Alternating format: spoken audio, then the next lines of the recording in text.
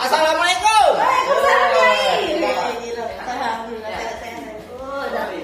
Dari mana jalan kaki? Ya Allah. Tambah dulu tutupnya, Yai. Mak, nanya apa tadi? Yai, tadi ketemu kami di jalan. Dari mana? Ya aku naik LRT, angkutan umum. Lah, kamu jalan kaki tadi?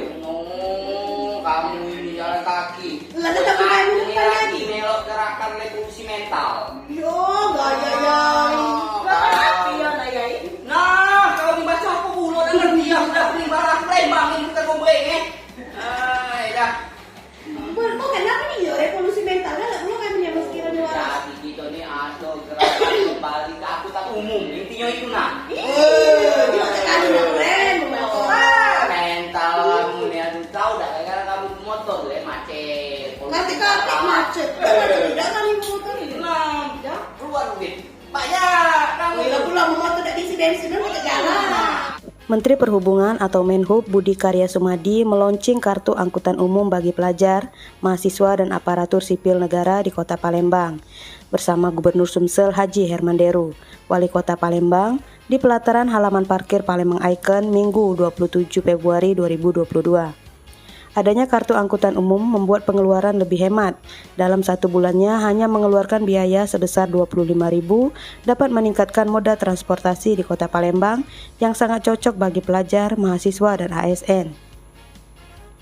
Dilaunchingnya kartu angkutan umum ini merupakan salah satu upaya pemerintah dalam meningkatkan moda transportasi di Kota Palembang, khususnya bagi kalangan pelajar, mahasiswa, dan ASN.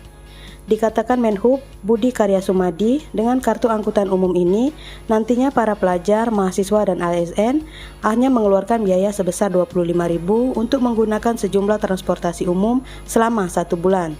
Untuk pengisian kartu angkutan umum, pihaknya bekerja sama dengan Bank Sumsel Bubble yang dapat diakses hanya dengan membayar sejumlah uang tersebut.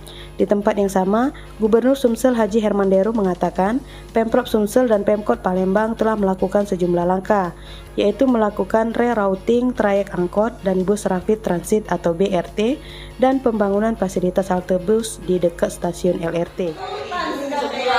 No, sultan aja jadi. Sultan. Udah 25.000 sebulan.